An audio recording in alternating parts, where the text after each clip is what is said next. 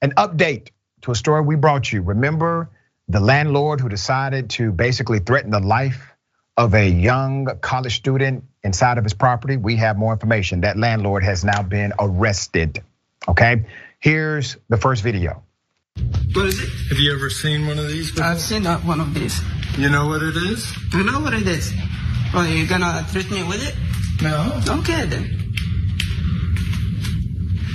I just want to make sure you know it's here. You're really stupid. I would protect myself. Why would you protect yourself? Why would I protect myself? Yes. Did I threaten you? I have the right to protect myself. Did I threaten you? Why? What if I don't? If I go to the kitchen, what are you gonna do? You're gonna shoot me? We'll see what I do. I didn't threaten to shoot you. But you said if you go to the kitchen and you have the gun with you, what are you gonna do? If I have the gun with me, maybe you should figure it out. So you think you're so smart? So you're gonna shoot me? You figure out what I'm going to do. What are you gonna do? You gonna shoot me? I didn't say that. I said figure it out.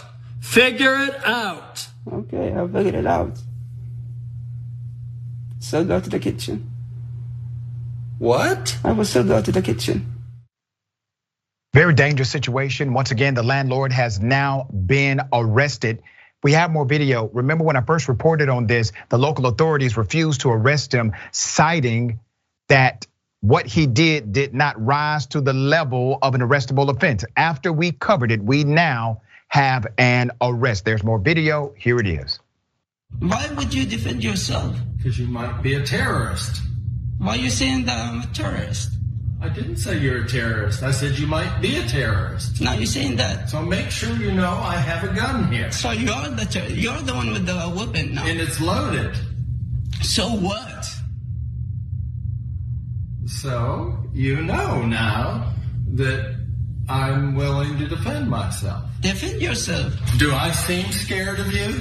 I don't know. At all. And you cannot scare me. Well, of course you want to go to hell. You don't care about hell. Yeah, but like I told you, if you want to make it easier, give me my money back. I will leave. If you want to make it hard, I will stay. We have 4 months agreement. If you want to scare me with your gun, I'm not scared. Just want to make sure you know it's here. So what? So what? So you better behave yourself. What would I do? I don't know. Okay. I don't trust you anymore. You understand that? You already lied to me, so you may be a thief and you may be here as a terrorist. Okay, here's the thing. I got more video. Before I go to the video, let's show the mugshot of this landlord. 68 years of age, Phillip Young was arrested by the Denton Police Department for aggravated assault with a deadly weapon after an investigation into this September 9th incident involving Young and his tenant. It was on September 27th that detectives obtained a felony warrant, and on yesterday morning, Young was arrested without incident. Young is now out on bail. Let me give you details of the incident per the press release, okay? On September 9th, officers were dispatched at 12:42 p.m. to a civil disturbance. Young reported that his tenant was attempting to use the kitchen of their shared residence without having paid for kitchen privileges. Kitchen privileges.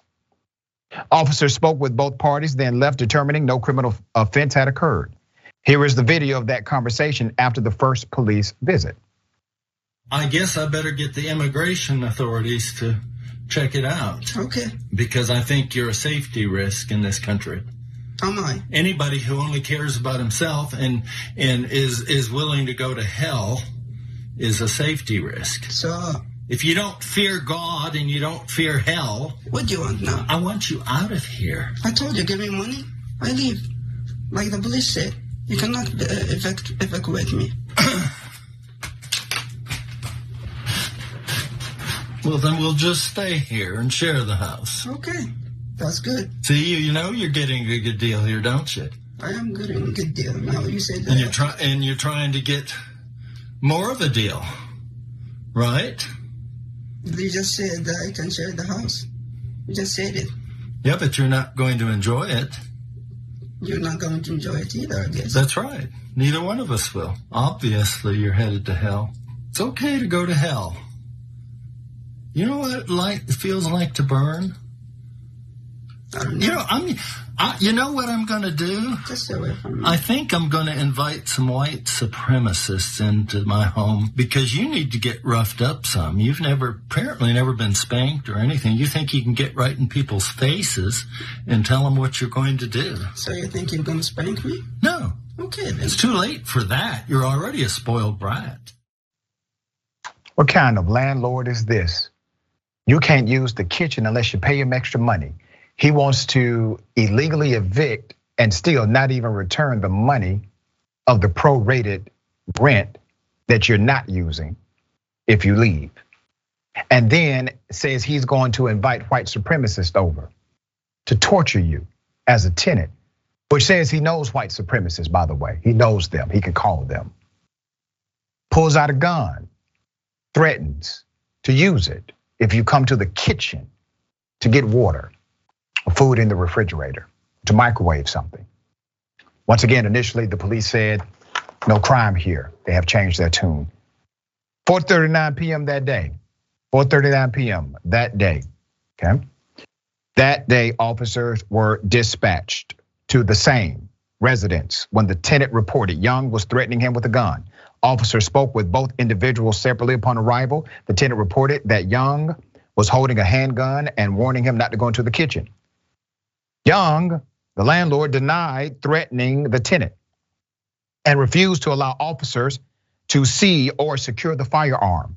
The tenant initially told officers he did not want to press charges. The officers determined probable cause could not be established on the scene, which was a lie. And I said that was a lie in my original reporting.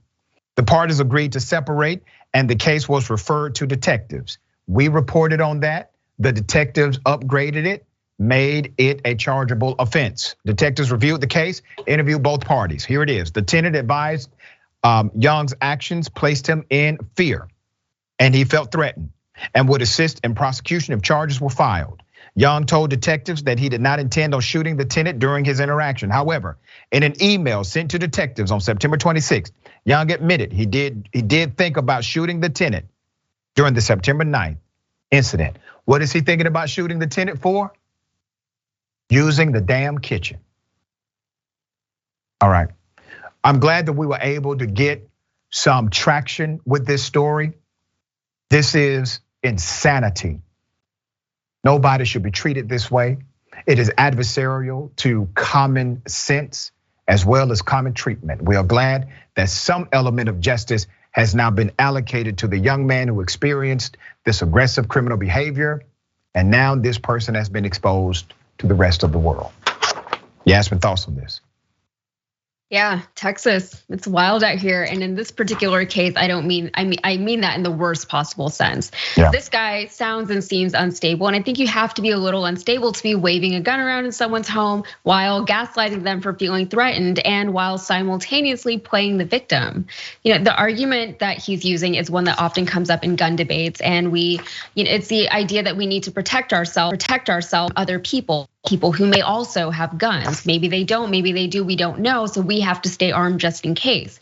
We've created a situation amongst ourselves where we don't trust each other, whether or not that distrust is justified or if it's rooted in bigotry like it is in this case. So the pro-gun default is to just arm everyone. And the minute we introduce deadly force into a situation, we lessen our ability for people to communicate effectively with one another. And in this particular situation, you see that on display. He's talking all kinds of racist smack against this woman, saying things like she needs to be roughed up by white supremacists. And she can't even respond effectively because who knows what he'll do if she says something that he doesn't like.